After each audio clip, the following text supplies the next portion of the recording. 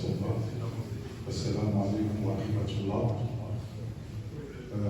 Vous pouvez avancer les frères s'il vous plaît. On avance, là on fait comme. Avant de démarrer Inch'Allah, pour que les frères qui arrivent au fur et à mesure puissent trouver la place. Donc aujourd'hui, je rappelle que c'est notre imam Ibrahim Belhaj qui va faire le khutbah du Jumu'ah, le prêche de ce vendredi, de ce grand jour de fête et de grande prière, Masha'Allah.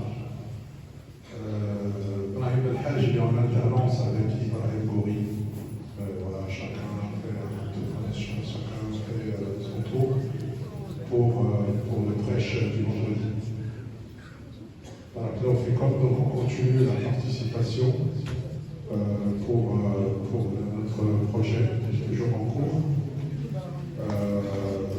On tient à vous remercier beaucoup, pour ce résultat. Comme vous voyez sur le tableau, nous sommes arrivés à plus de 900 000 euros en charge en moins de 2 ans, puisque au mois de mars 2024, donc dans 2-3 mois, on aura 2 ans. C'est moins de 2 ans qu'on a fait cette somme. Et franchement, tout le mérite revient aux fidèles. Les hasanat, Inch'Allah, Rahma, le walidin, pour tous, Inch'Allah. Et aussi Saha al-Najah pour tous les enfants. Inch'Allah, pour ces sadaqas et cette participation depuis 1 an et demi, voire 2 ans. Masha'Allah, c'est vraiment une grande satisfaction de voir ce résultat. Sachant aussi que dans ce résultat, il faut voir que chaque mois, il y a 8 000 euros qui sont c'est quand même énorme, 8 000 euros, qui vont dans les charges. Donc, je vous rappelle, 6 000 euros pour le loyer et 2 000 euros de charges. Donc, il n'y a pas de dette, ni de crédit, ni quoi que ce soit. Donc, tout est réglé et la somme, elle est complètement nette. C'est le solde que vous voyez devant vous. Sachant que toutes les charges et les loyers sont réglés. C'est pour vous dire la gestion, la rigueur qu'on a, la responsabilité avec l'équipe, avec le trésorier, avec les autres. En tant que président, je suis le premier responsable aussi de ça. Et donc c'est pour vous dire que il y a un travail sérieux qui est derrière. Ce résultat, ça fait des années qu'on a entendu ce genre de résultat, parce que notre principale préoccupation, c'est de préparer ce projet. Ça, c'est important. On n'a pas... je veux dire, moi, je ne comprends pas... bon, là, il y a Inch'Allah, il y en a même qui sont décédés là, à Europe. Qu'est-ce qu'on vient faire dans une mosquée et essayer de chercher des intérêts ou de traficoter ou de magouiller en quelque sorte dans une mosquée. Vous n'avez pas assez d'espace à l'extérieur pour faire vos bêtises et pour venir jusqu'à dans une mosquée. Franchement, pour ceux qui sont, il ne faut vraiment pas être croyant. Il ne faut vraiment pas avoir la foi. Parce que ça, c'est Bik Allah, c'est la maison d'Allah. On n'a pas intérêt de jouer dans la maison d'Allah. Et d'ailleurs, même à l'extérieur, si on commence à prendre de biens dans l'héritage ou dans n'importe quelle situation, on prend un nain, on ment ici, on vole ici, on triche là, on fait des faux témoignages pour 10 000, 20 000, une maison, je ne sais quoi, une voiture, c'est ridicule. Tout ça, c'est n'importe quoi, ça va rester sur terre. Ces biens-là, c'est du bien qui est mal acquis, qui ne va rien t'apporter. Ça va t'apporter que du malheur pour toi, pour tes enfants, dans ce monde, mais sans compter que dans l'au-delà, un jour ou l'autre, d'ailleurs, on va tous mourir, il y aura des comptes à rendre.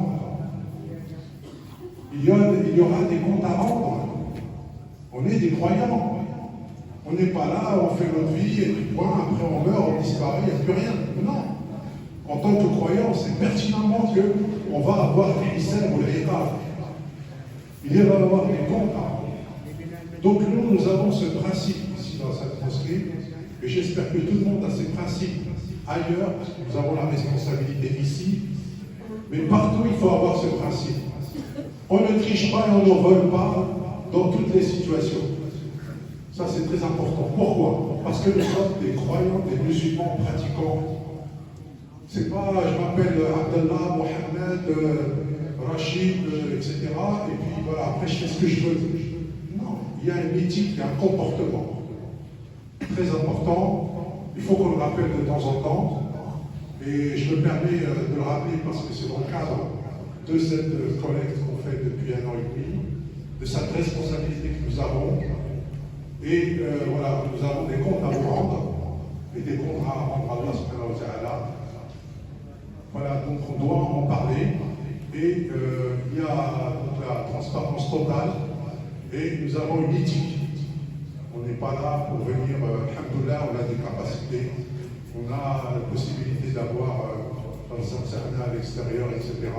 Mais on essaie de travailler pour la communauté, pour l'intérêt général, pour nos enfants. On a une responsabilité, c'est important, avec la mairie qui nous accorde ce terrain, machallah. On doit pouvoir travailler sérieusement pour aboutir à ce projet et en finir avec les loyers, et puis aussi, sachant qu'il n'y a pas, on ne peut pas chauffer une salle pareille, donc les conditions parfois sont difficiles. Pour l'été, on a essayé d'installer des ventilations partout. Maintenant, on va essayer de voir comment on peut chauffer une partie. C'est pas facile. Une partie pour ceux qui viennent dans la semaine. Parfois, la température a baissé, il faisait assez froid. On va essayer de voir comment on peut faire pour d'abord isoler une partie de la mosquée et ensuite pouvoir la chauffer.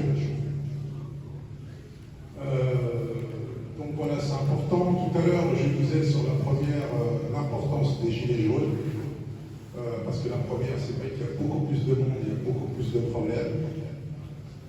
Les gilets jaunes, c'est comme les responsables, d'ailleurs c'est des bénévoles, et on est tous des bénévoles, ils sont là à votre disposition. Ils travaillent fils à militaire. Pourquoi? Ils travaillent pour l'organisation et la gestion. Un État, que ce soit d'ailleurs dans une mosquée ou dans un lieu public ailleurs. Il faut des agents pour essayer de faire passer, de faire avancer, etc., pour la collecte, pour la sécurité à l'extérieur. Ils sont là pour nous, pour vous. Donc on doit avoir un bon comportement vis-à-vis d'eux. La moindre des choses, c'est un sourire. Un sourire. Ils sont là pour vous ouvrir la porte, pour que tout se passe bien, pour que le repas se passe bien. Et donc on doit avoir des bonnes dispositions. On doit avoir un état d'esprit de l'humain. C'est pas je viens, je fais la tête, ou j'ai envie de presque d'insulter ou de mal parler avec un agent qui est là au service, qui n'est pas payé, qui donne de son temps. Au contraire, on doit l'encourager.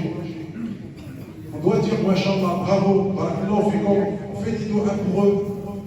Il y en a qui comptent après là-bas, qui restent pour compter. Et tout ça, c'est ça qui va former. Et vous, vous êtes là, Masha'Allah, la majorité, vous participez par vos dons, par d'autres moyens. Et voilà, donc c'est ensemble qu'on forme cette communauté et cet état d'esprit de gentillesse et de respect vis-à-vis des frères. On doit aussi la retrouver à l'extérieur. Il n'y a pas que la mosquée, l'état d'esprit quand vous venez au Jama, quand vous sortez de chez vous après la douche ou bien le dos du pied ou la grande impulsion ou bien la petite impulsion, un vendredi, vous devez être dans de bonnes dispositions. C'est une fête. On doit venir avec le sourire, content. Et on aime tous les autres qui sont autour de nous. On les respecte. Et d'ailleurs, on ne respecte pas que les frères, parce qu'après tout, c'est aussi nos frères. On respecte les gens à l'extérieur. Le musulman, c'est celui qui veut faire du bien à l'humanité, tout entière. Quelle que soit la religion, la croyance qu'il a en face, quel que soit croyant ou pas croyant, même pour les athées, on doit faire le bien. On doit avoir des bonnes bonnes intentions envers toutes les personnes. Ça, c'est un comportement essentiel. Et il en a parlé pas mal de fois l'imam Ibrahim al-Hajj, il en parle mieux. Le musulman, c'est celui qui se tient bien, qui respecte, et dans lequel sa compagnie, c'est la sécurité et c'est la gentillesse, parce que c'est sa foi, c'est l'imam qui lui aide à tchier. L'imam Tao qui goulou, ihtaram wa hubb al-muslim. Et je reviens sur un point là-dessus, excusez-moi si je suis un peu long, c'est qu'il n'y a pas de différence entre nous et même à l'extérieur. Il n'y a pas de différence de couleur, il n'y a pas de différence d'origine. Je suis d'un tel endroit, donc je suis meilleur que d'autres. Ça n'existe pas. Je viens d'un tel pays, donc j'ai une meilleure nationalité. Ça n'existe pas. Ça, c'est sanctionné, c'est repoussé par le prophète sallallahu alayhi wa sallam. Umma wahida, ummati wahida, nous sommes une seule communauté. Nous sommes des croyants, quelles que soient nos couleurs, quelles que soient nos origines, quelles que soient comment dirais-je, les convictions, les choix philosophiques, quels que soient, ce qui compte, c'est le fait d'avoir la foi et c'est le comportement. Et donc nous, on en applique beaucoup, énormément ça, parce que c'est notre religion qui nous impose à faire ça dans cette mosquée, mais il faut le faire à l'extérieur aussi. Donc ça c'est important, qu'on s'aime entre nous, qu'on se respecte, et l'islam est venu pour la liberté et pour l'égalité et la fraternité entre nous. On a cette fraternité qui est essentielle et on est tous des frères. On ne fait pas de distinction, voilà, toi tu arrives, je ne sais où, ouais, je suis meilleur que toi parce que moi je parle l'arabe, toi tu parles pas l'arabe, moi je suis plus foncé que toi. Ça c'est n'importe quoi. Ça c'est pas le dîn. Le dîn c'est le comportement, c'est la foi, c'est la bienveillance envers les gens, c'est le bien que tu vas faire, c'est le respect que tu as vis-à-vis de tes parents, vis-à-vis de la famille, vis-à-vis de tes frères, vis-à-vis de cette société. Voilà, c'est ça ce qui est vraiment véridique. Barakallahu fikum. Et pour finir, donc, ces khutbahs, ces prêches sont enregistrés. Vous pouvez les retrouver sur la chaîne YouTube Montreuil, Mosquée Islah Montreuil. N'hésitez pas à partager.